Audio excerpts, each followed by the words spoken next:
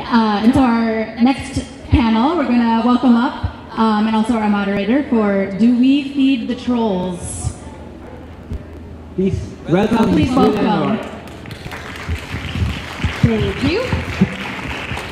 And I'd like to call my panelists up as well. Just sit wherever you like.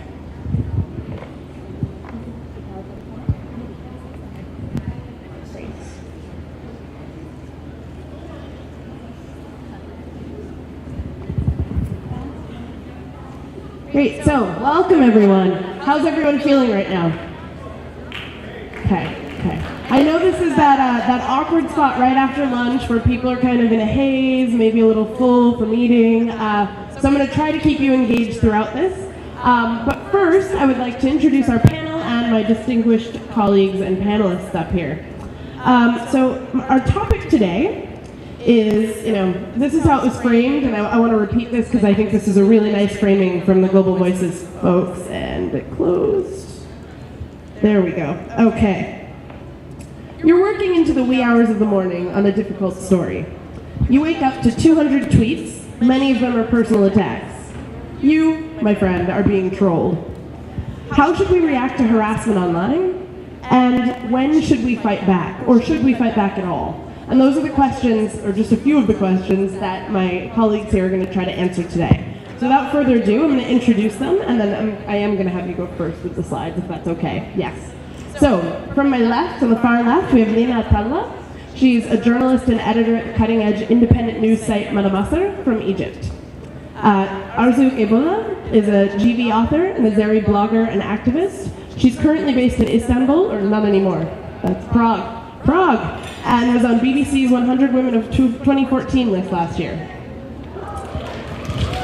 Yeah, round of applause.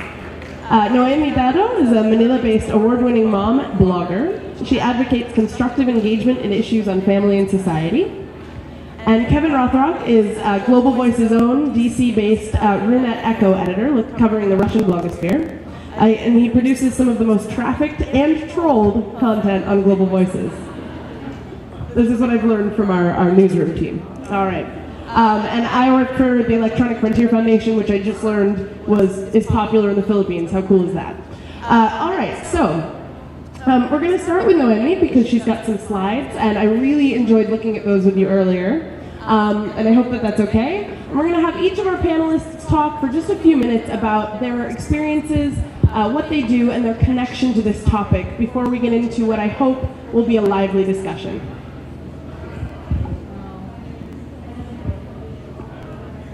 Okay, no, that's too much.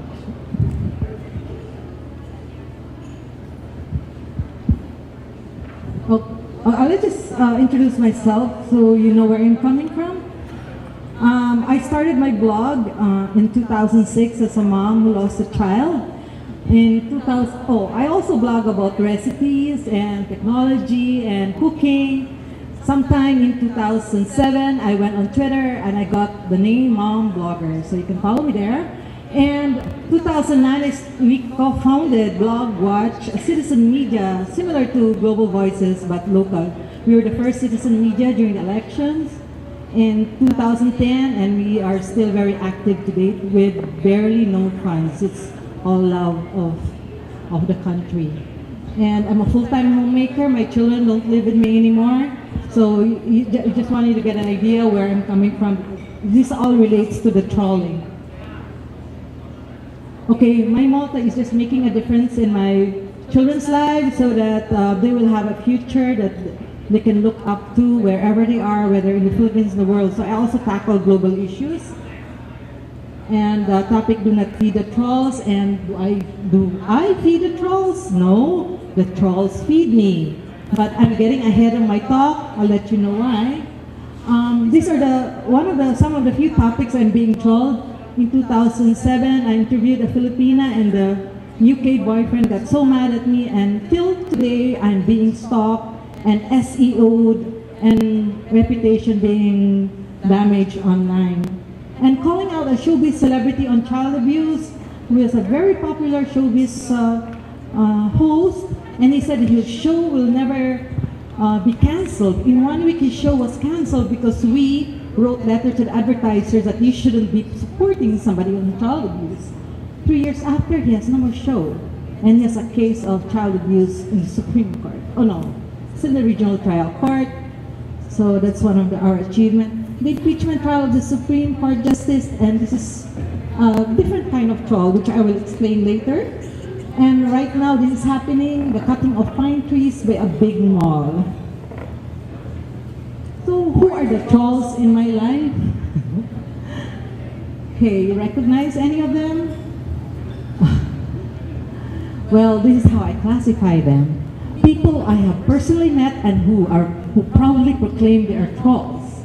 People who are friends of this troll, and angry people who just are very passionate about their fan or whoever I was opinionated about. And bots programmed to troll at certain keywords. This is the one I was talking to you about, the impeachment trial. Every time I would start talking about the Supreme Court Justice, there's tens and hundreds of trolls, troll attack. I blocked them all, and I found similar words to the communications department of the Philippines, the government. And the usual troll, that one is very harmless. I just don't look at them anymore. And the troll who finds pleasure in hurting. And so, this is what trolls love to call me. Slacktivist, who do green, be a mom. I'm emptiness, so I really have so much time on my hands. And paid hack, brand basher, I'm a mom blocker because I block them. And you should do this and you should do that. So those are the words that I see. And how do I react to the trolls? Simple. I just ignore them.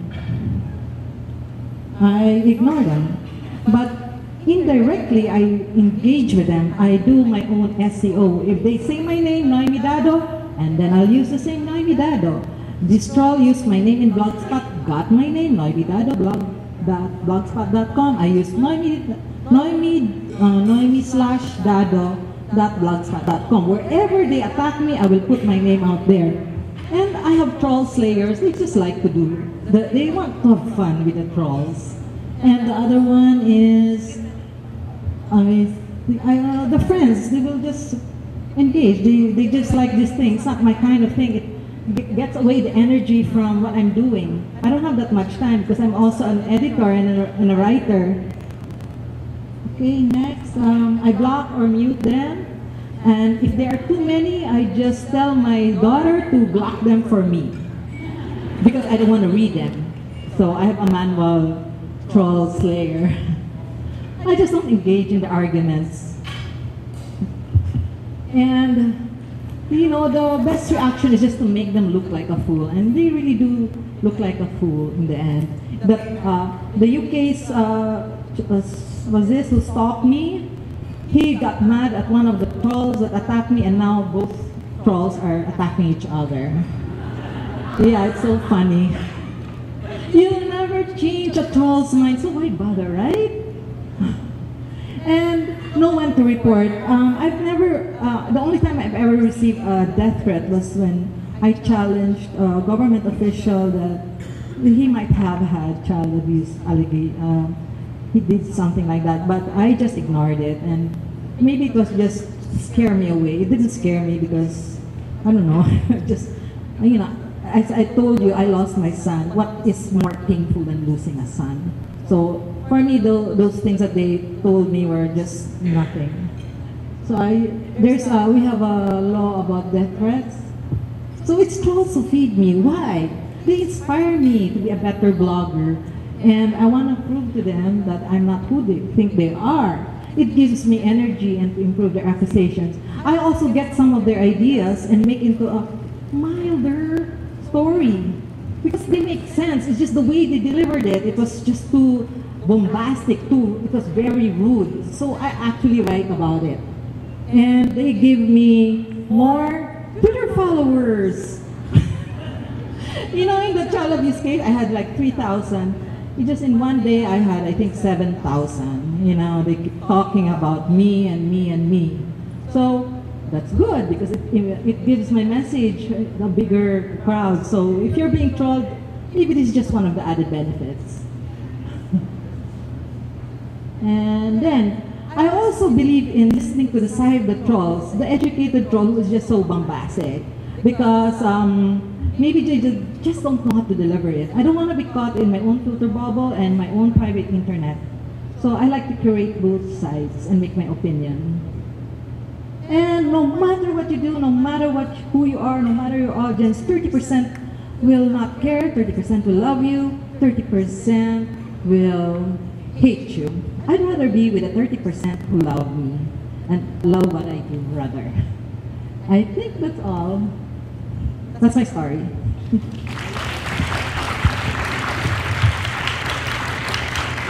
Thank you so much, and I think that that's a great setup for the conversation to kind of give us a sense of different ways that you deal with it. But sometimes the trolls kind of take it a bit too far. And Arzu, I'd like to turn to you next to hear kind of your perspective on this.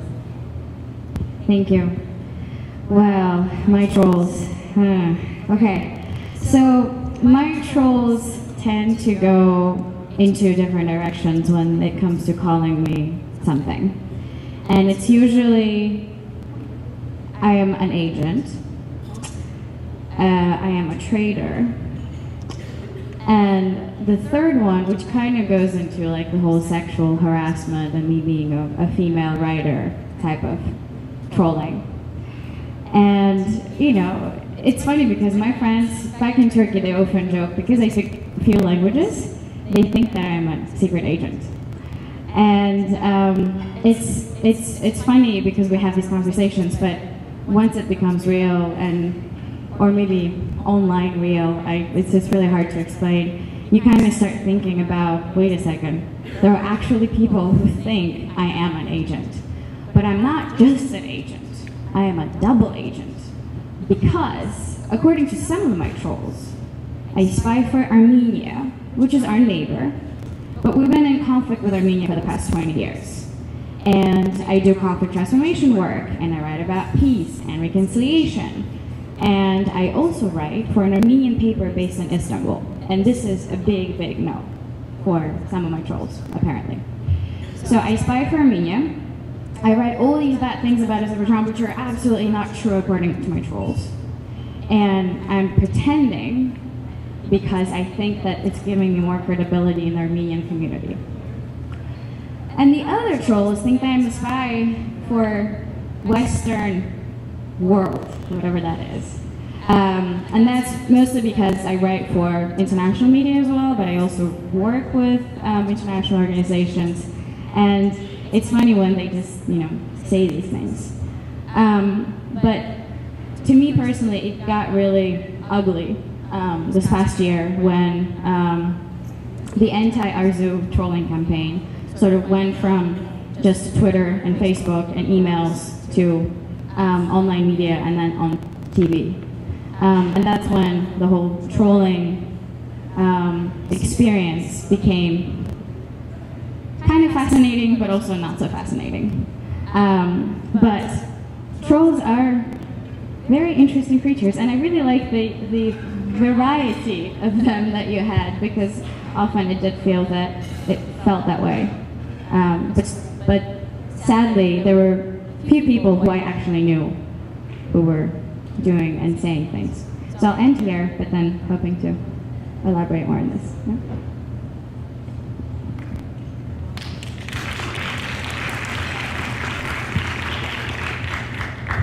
Okay, so in Egypt, you're not very far in the sense that for being active online and expressing a certain set of opinions, you're often called an agent, you're often called a traitor. It's interesting how trolling also shares a lot of universal values, but also language in many ways. So there are a lot of similarities. I do think it's important to also put trolling, online trolling, in a larger political context, or at least in as far as Egypt is concerned, because this is what I can talk about more confidently. And in Egypt nowadays, there is, as some of you may know, there is a deep state of polarization where politics are just being reduced to two poles. One is a pro-military pole and the other is a pro-Muslim Brotherhood pole, and you have to fit in one of those two things somehow. And if you don't, if you choose to be like a third path or an independent voice or somewhere in between, this actually, you become a magnet for trolling more easily. And that's what happened with us institutionally as a newspaper, Mada. We came out of the coverage, for example, of the Rabaa massacre, which I mentioned in the last panel, whereby 1,000 people were killed in 7 hours by Egyptian police, 1,000 people camping in a mostly Muslim Brotherhood campsite. And we are far from being pro-Muslim Brotherhood in any form or way, politically or culturally or anything like that, but we went and covered it as a responsibility, and we were one of very few media relaying what was going on the ground that day, with the atrocity that we experienced ourselves firsthand. But the amount of responses that we got at some point was disturbing. I've been used to, getting insults in all forms or in ways, people insulting my own parents, my mother, sexual insults. So like I said, it's quite universal, but that day it was so weird that we were just engaging in a very, strict act of documentation of a massacre, and to which I would expect trawlers to maybe take a bit of a backseat or to be silent, but yet that day we were called everything. And of course, there is very little logic when it comes to trawlers' responses. So, we were called, in one go, we were called terrorists, Hamas supporters, and at the same time Israeli spies by the same people somehow, and it didn't quite make sense. So that's just an example of how I see trolling as not just a sheer online phenomenon, which it can be at some points, but as also something that gets deeply fed from the political context in which it grows. And in a context like this, and that's why context matters, because it also should rule our response. We feel that in general, I don't like responding because I don't have energy for it, and it's just sometimes unproductive to worry about it. But also, it is conceptually sometimes better not to respond, because I would never want to take any defensive position when we're trying to, steer away from this polarizing politics and this reduction of politics into this binary of being either here or there. So in that instance in particular, and up until today, where our media gets often trolled and accused of either being a pro-establishment media, which is very weird, or a pro-brotherhood media, which is equally weird, I find that not being responsive is conceptually important to protect our position as an independent media. Thank you. And I'm going to turn to Kevin to give his intro last. And I know by doing kind of research on this that you are often a feeder of trolls. And so I'm also curious to hear sort of who your trolls are.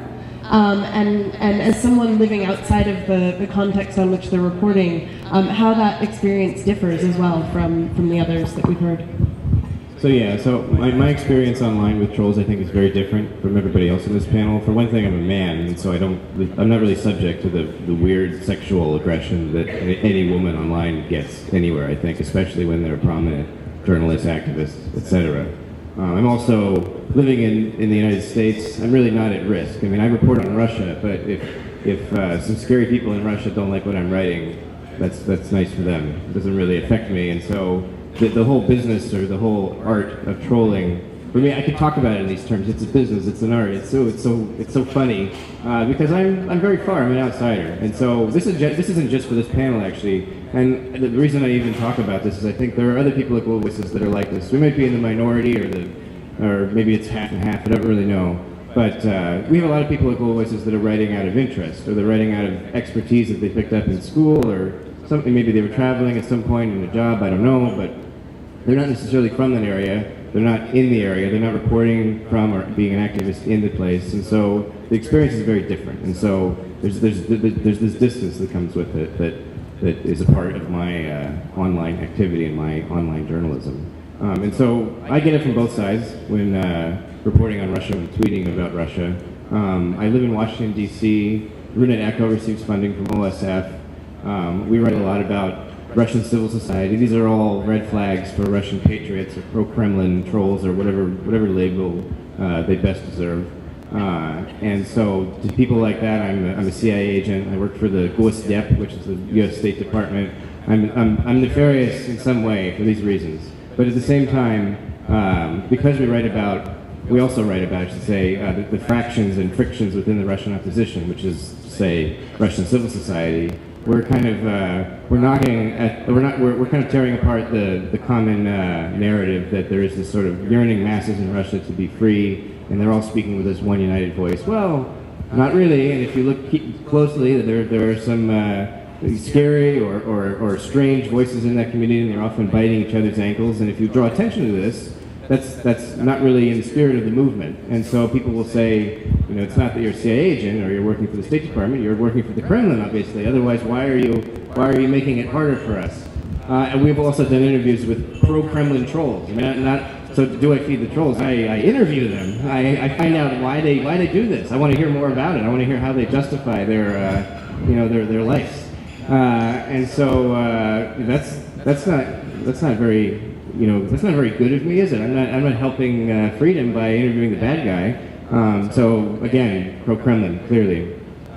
So yeah, I think that clearly there is a very dark side to trolling. There are a lot of violent, evil people out there that are seeking to ruin people's careers and lives and so on. But if you approach it, if you have the luxury that I do to approach it from afar, and if I could tell you how many tweets I composed, you know, from line in the grocery store, while the clerk is sorting through, you know, the ice cream and the potatoes or whatever. I mean, it would be frightening. The statistic would be very high, I think.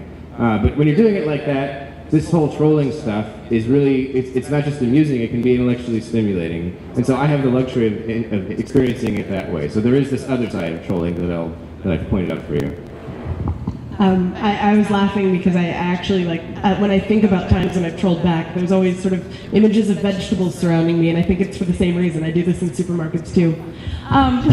So it's interesting. I didn't really mean to break up folks this way, but it does sort of feel like we've got those who troll back, those who may troll back a little bit less. And so I'd like to take credit for that dissonance. All right. So I want to just do a quick wake-up call to the audience. Raise your hand if you've been trolled. Okay, raise your hand if you haven't been trolled. Raise your hand if you have trolled or trolled back. They are two different things. It's true, but I don't want to call anyone out for being a troll, you know? So yeah, I mean, I think that we all kind of have this dualistic experience, right? Have you trolled back at any point? Maybe, maybe not. Okay. All right. Well, some of us are just not as nice. But so I'm sort of curious to hear also. I mean, one of the points that you brought up here was gender, and I think that I'm curious to hear from any of you really. How much of this you think plays into it? Because one thing, Kevin, is that I'm going to put on my quick non-moderator hat for a second and say that I too work from a distance in a lot of the regions that I cover, or a lot of the countries that I cover rather, for Global Voices and my other work. But I have also felt threatened even by people who don't think that I should be doing that in my country. And so I'm curious to hear from the other women on the panel how much of this you think is about gender and how much of it is about being a woman versus the local context. So I would like to. Yeah? Okay. In the context of Azerbaijan, it's not really about any of those. It's actually just being about outspoken, and it's the way that people react, and they know that sexually harassing you online and you know, threatening you with rape and many different kinds of imaginative sexual ways that they imagine doing things to you. It's sort of, our community is so patriarchal that they believe that by doing this, they will intimidate you even more, and you'll stop, and that you will feel threatened, because often, unfortunately, women in Azerbaijan do feel that way. You know, the sexual harassment, it's not just online, it's also in normal life.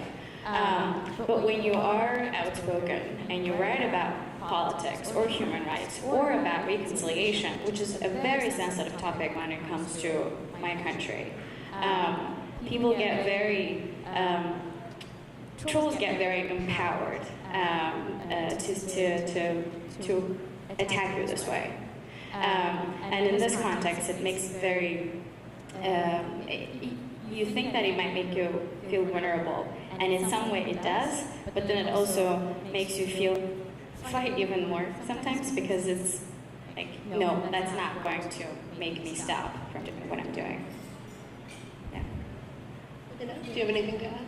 Yeah, I mean, I think I share your thought. I think it's not necessarily about gender, but being a woman gives more ideas sometimes with regards to, yeah, the sexual aspect of the assault. So this is normally my experience. You know, I get more sexual insults than my male dissident friends who say things that trollers don't like, and I feel like it doesn't have to do with our gender, but being a woman gives them more ideas sometimes.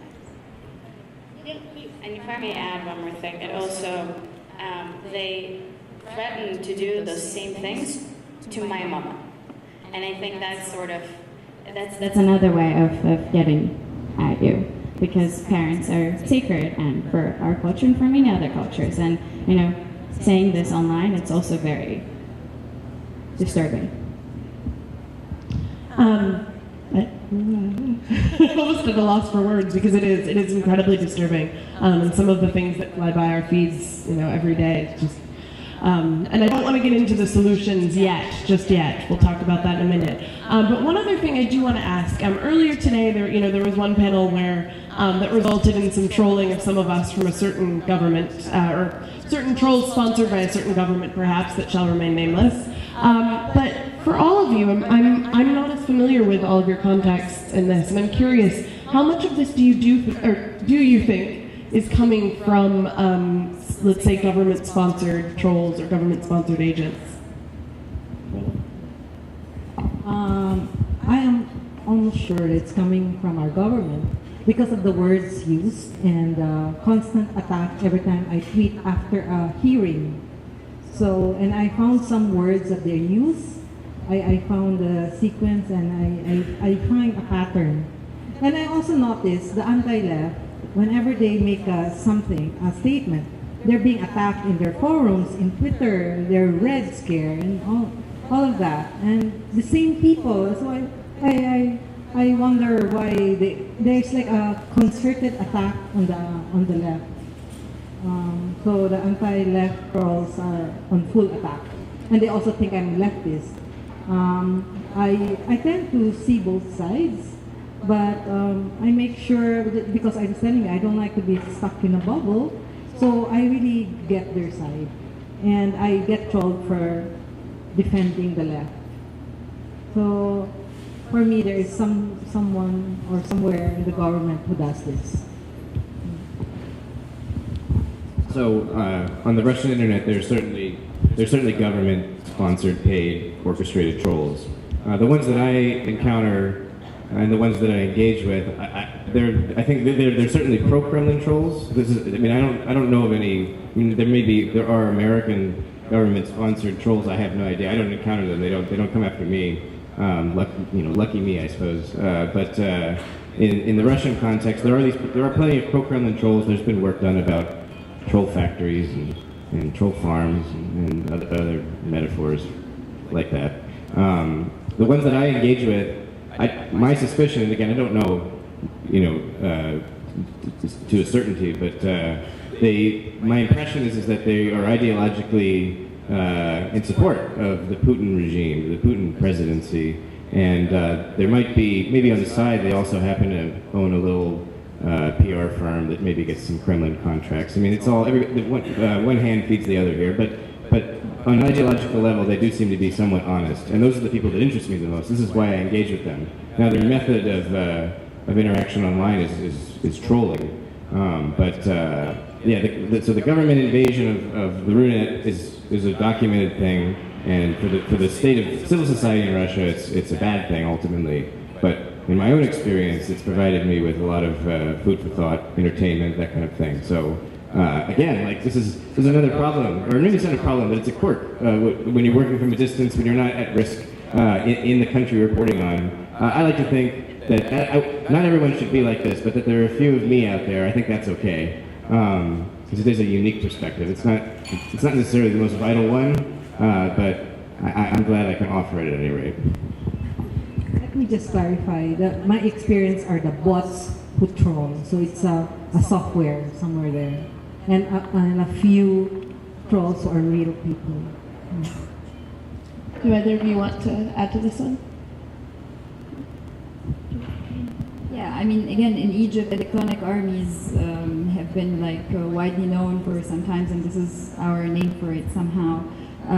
Whether these are the same guys trolling us or not, I haven't been investigating that question. A few people have, and a few people have done interesting thought processes about, how does an electronic army of trollers basically differ from the individual users, in the sense that there is a lot of depersonalization in the act of trolling as we experience it. So it's people who haven't tweeted for their whole entire life, or people who are just online to troll you and to go offline and just focus on you, or just joined exactly with very little following, and with the well-known unspoken hierarchy that these online spaces are, where trust is an element, is an important element. This is a way to recognize whether a person belongs to an army or is just doing this on their own account, basically. And in your case, I actually once wrote an article about Azerbaijan and got about 100 tweets in response talking about the beautiful country and how wonderful it was, and I was totally wrong. So I'm pretty sure I know the answer, but I'm happy to hear anything that you want to add. Exactly. So it's pretty much the same. Every time I write a critical article, I get this amazing reaction telling me that I'm dreaming. That none of this actually is true. We have these flame towers, we have these fake European Olympic Games that our president basically created to host this year in Azerbaijan. So this is the kind of reaction that I get as well. And I think, though in my case, there's also this, yes, there is this online army of trolls that are, as was mentioned, not probably real people, or it's all automated, but there is also a significant amount of trolls who are actual nationalists and sort of this propaganda-filled individuals who do this consciously and knowingly. Thank you. And I understand that we're a little bit short on time. We also started a little bit late. I've got one more question before I open it up, and we'll take a couple questions at the end. One other thing I want to clarify, we keep talking about trolls, and trolls sort of implies this, this little creature living under the bridge, this unimportant person that we can choose to dismiss if we want. But I'm curious if, I've experienced this, so I'm curious if anyone else has, when being attacked by trolls or harassers, whatever you want to call them, that are sort of punching down, that are coming from positions of authority or at least fame in some cases. Whatever the case may be. I'm curious if anyone else has experienced that or wants to comment on how that differs. God, am I alone in this? I could go ahead. Yes.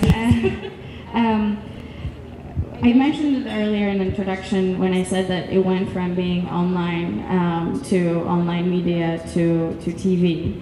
And when it got to TV and when I was actually when this presenter who knows me and who knows my family and who knows my father personally start talking, excuse me for my language, crap about my father and about me on air, that was okay. So that was my experience when it went from this, and then also state media, when they defamed me in state media. So not on TV, not just TV, but also print state media. All right. Well, there's a million more questions that I want to ask you guys, but I feel like maybe there's probably some in here. But before I do that, I want to ask a quick thing of the audience and just a quick one-word answer from these guys. Audience, do you think, raise your hand if you think that there is ever a reason to feed the trolls? If you ever think it's okay for you to feed the trolls? Wow. Okay, raise your hand if you think it's never, you never want to feed the trolls. It's something you don't want to do. Okay, so I think we've got a lot of undecideds out there. This is really interesting, right? Because there's this don't feed the trolls narrative, but at the same time, I think a lot of us seem to disagree with that. I just want to hear the quick 1, 2, 3 word answer from you guys. What do you think, Lina? Feed the trolls? No, don't feed the trolls. Don't, not because, you know, it's more thing or anything like that. It's really because I have other more important things to do. Can I second that?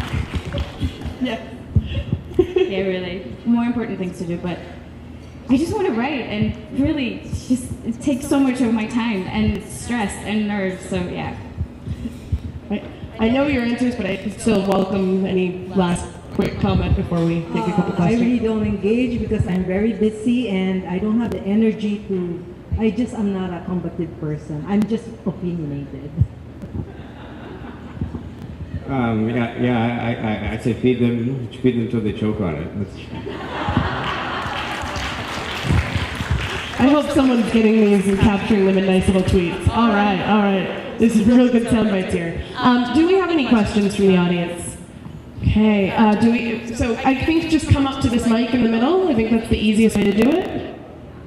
Is that all right? Great. Ooh.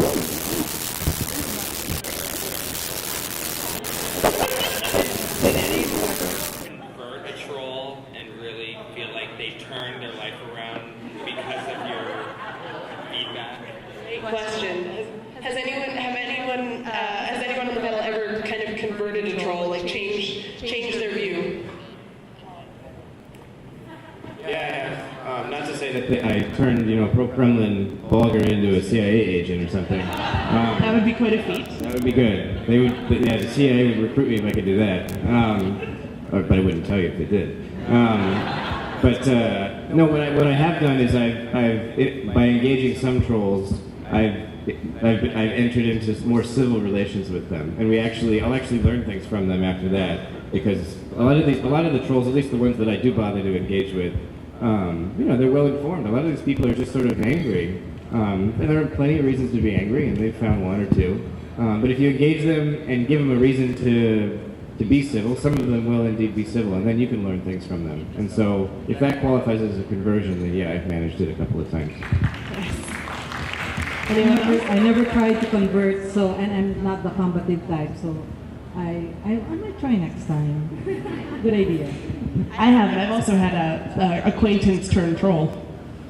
Anyone else? Yeah. All right. Next question.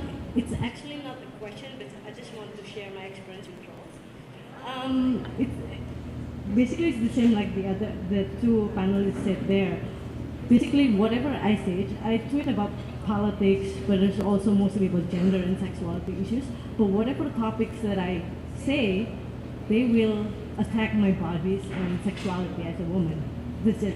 And after me and then my mom, they never say anything about my dad. It's just my mom. Me and my mom, that's it. So the way I respond to that, I basically just retweet their tweet. Because I'm not going to attack them, I let my followers attack them. And that generally, I think that's the best way that works for me. But just want to share you one big thing that I made. It was like around a couple of years ago. This one troll that always attack me whatever I say. So one time I tried to just, let me tweet something else. So I went to a Starbucks, bought a cup of coffee, take a picture, and just posted it online, on my Twitter. And this troll still attacked me. So, oh my God, this is one troll. So basically, one time I tweet about gender and sexuality, and then he started attacking me a lot. So I made a big scene. So I know you're anonymous. You said a lot of bad things about me. Do you have, no, I mean, I assume this troll is man, so I said, do you have balls to meet me in person? So I just asked all my friends just to retweet that. All my friends with bigger followers, let's just make a scene. And then I picked one date, time, and then place. I will come to that place and I will meet you there. I will sit here, blah, blah, I said that. So it was just big, and then I came to the cafe. Fortunately, of course, I picked a cafe that was owned by my friends, so it's safe for me. So I was just sitting there and kept tweeting, just made a big scene. And the troll stopped stalking me. I'm not gonna do that all the time, but it was fun, really fun.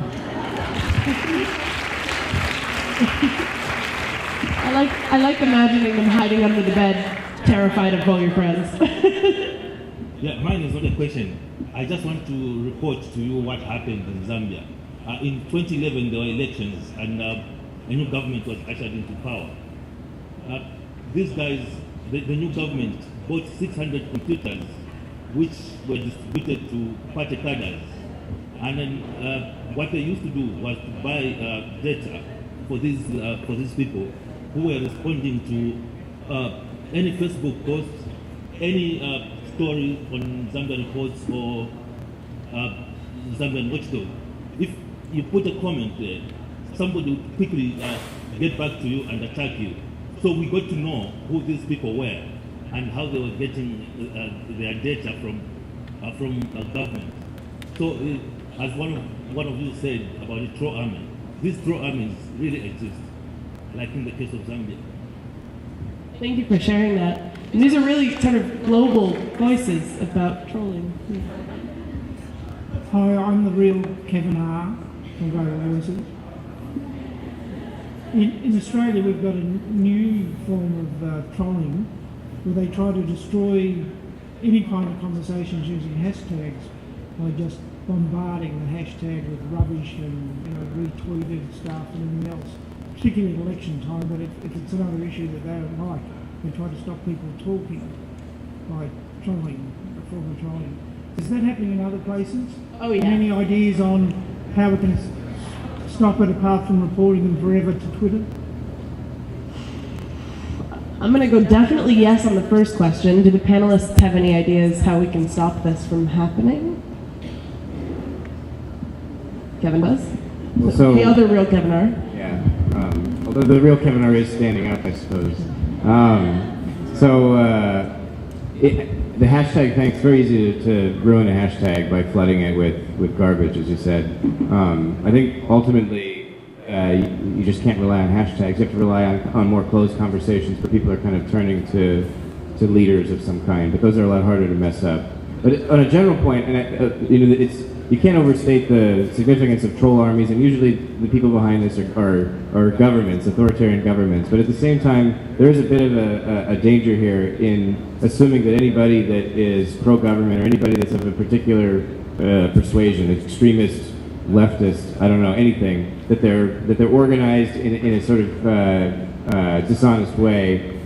Often it is the case, and there's probably tons of proof for various very prominent examples of this, but at the same time, it can lead people to dismiss what are genuine constituencies that are not in your favor. And so, and I just see this a lot in Russia, where there's this dismissiveness about people that support Putin, and then nobody knows how to explain 85% approval ratings.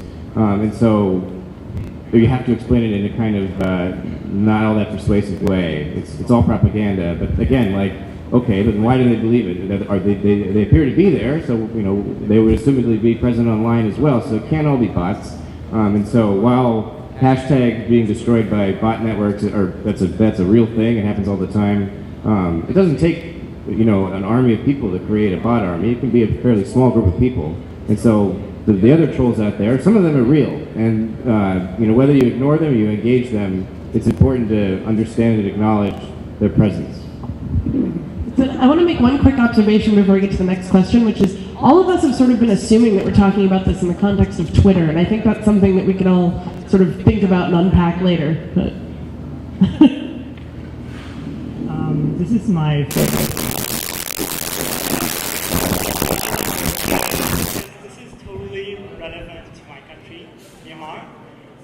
like to share about my country. So Myanmar is right now like filled with online, like on especially Facebook, filled with hate speech, and there's so much religious, racist, and vulgar hate speech. And I've seen like online activists, and whenever they post something, and their posts are there are like hundreds of comments totally with hate speech, and some of them are they fought back. So it's like an online battle on the comment sections. And we also have like an unproven theory that these trolls are bred by the government, but it's unproven. So it's like an online battle between different sides. So for me, whenever I see like a news post and then there are comments down, so they're all filled with hate speech, I don't really get into that conversation. Thank you. Thank you. Hi, good afternoon. I'd like to address my question to the male CIA agent.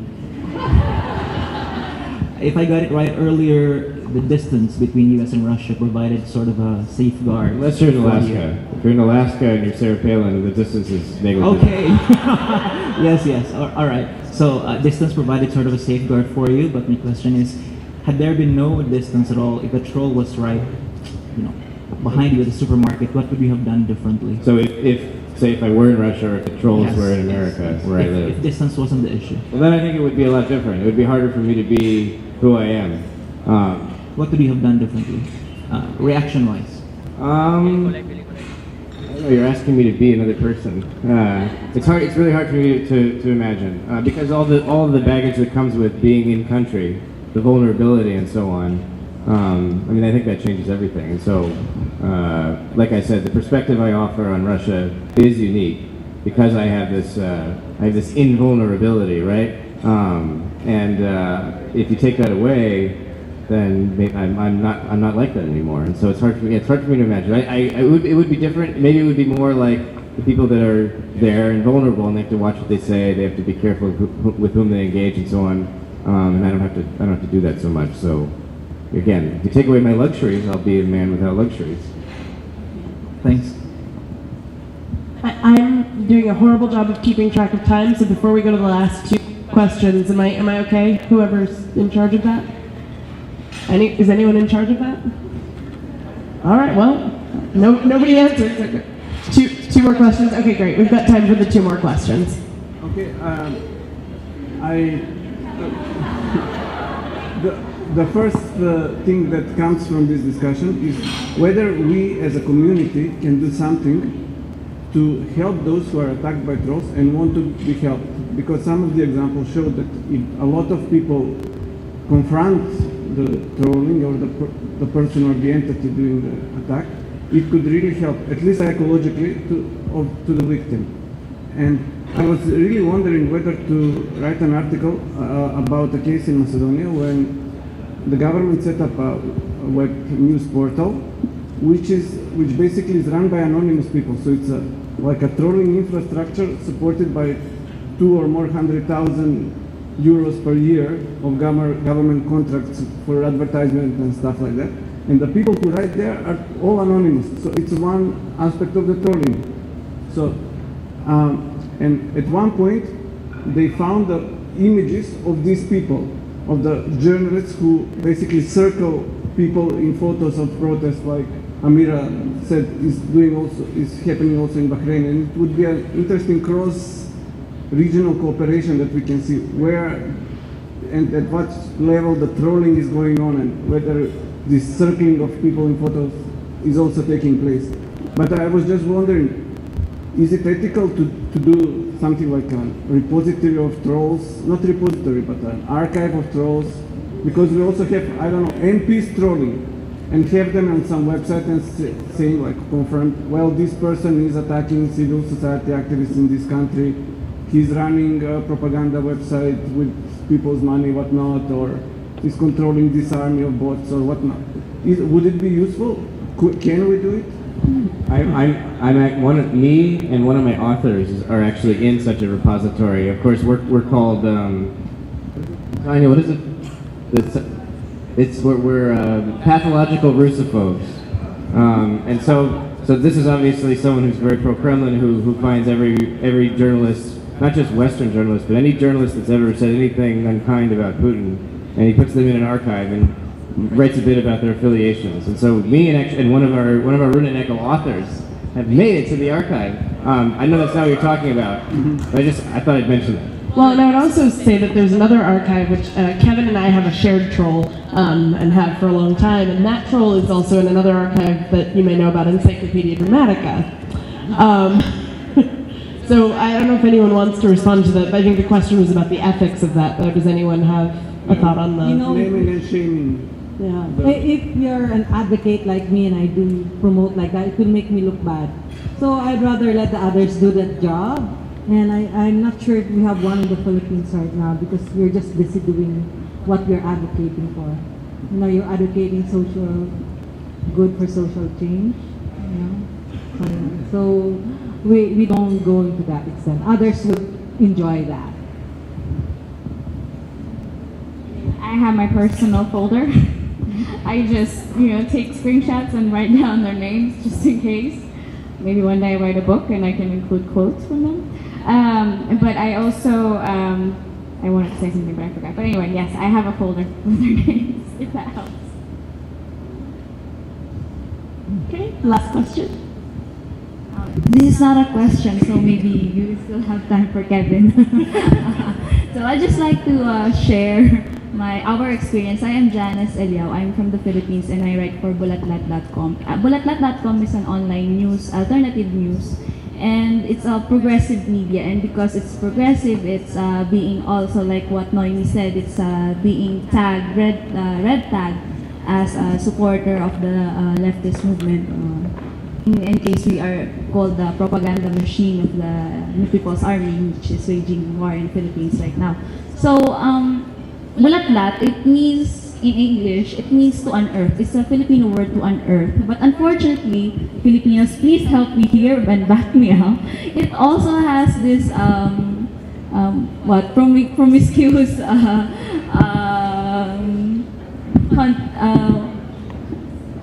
I don't know. I don't really know how to image or something to the word bulatlat. So under the Arroyo administration, we've been attacked online, and they came up with a mirror site of bulatlat.com that contained pornographic images, pornographic articles because of the word bulatlat. But really, it's a very wholesome website, very credible too, if I may add. So that's one. Second is that we have loads of trolls, and I don't know, maybe Noemi and I can share a list of trolls later. Because it's good, if you have 2 or 3 sentences, but we have trolls that post like an entire article in our comments section, and they will do it in all of our articles, and sometimes it's really convincing. So sometimes we argue, the newsroom would talk about it. Should we, because we manage it, so should we publish these comments because we regulate the comments that comes out of the website? It's good if someone will answer, if someone will troll back, but what if no one will troll back and it will appear under the article that we wrote passionately, and so I guess that's a question and a comment at the same time. I'm so sorry, Kevin. I think I asked the question. Thank you. I'm not sure I'm clear on what the question is. Well, I just shared our experience, but then now thinking about it, should we post or should we allow this trolls who write in our comment section, because we can, in WordPress we have the option to publish or not to publish. So it's okay if someone will troll back, but what if no one will troll back on the troll? So what, that will appear. No, thank you. And actually, Lina, since you run a newspaper, I'd love to get your perspective on this one. we, like, up until actually just a week ago, our policy has been not to censor any of the comments, basically, and we get a lot of, like those, we get a lot of commentary that is not necessarily debating the content, but that is insulting us wholesale or something, so that's like, this is what I consider a form of trolling. And we sat down, I mean, the newspaper is young, so we are yet to make many decisions, and one of them is our commenting policy, but we realized that maybe we won't allow comments in as much as they carry hate speech or sexual insults. These are the types of things that we would just remove. Aside from that, yeah, I mean, whoever wants to troll, this is supposedly free speech, so we leave them be. Right. I think we're getting the pressure. I know you remembered what you were going to say, so I'm going to let you do that, and then I'm afraid that we're going to have to close it down for the next sessions to start. So go for it. So I could just wrap it up as well. This will be my own comments about publishing the comments. In my case, I received a death threat, so I did. I took a picture and I put it on Twitter, and then I reported it to police. Except I didn't want to deal with it, and so the lawyer from the newspaper where I write for, they took on the case. And then when I received a death threat on TV, I mean that's something else. I mean, I can't really do anything with that. But to wrap it up, I mean, it's trolls are trolls, and I mean it's not going to in any way stop me or any of us or any of you from doing our work, and it shouldn't, because this is what we do. We write, we tell stories, and that's how we should continue doing it. Thanks. Sorry. That's the closing word. Thank you very much. Another round of applause for the panel. Do we feed the trolls?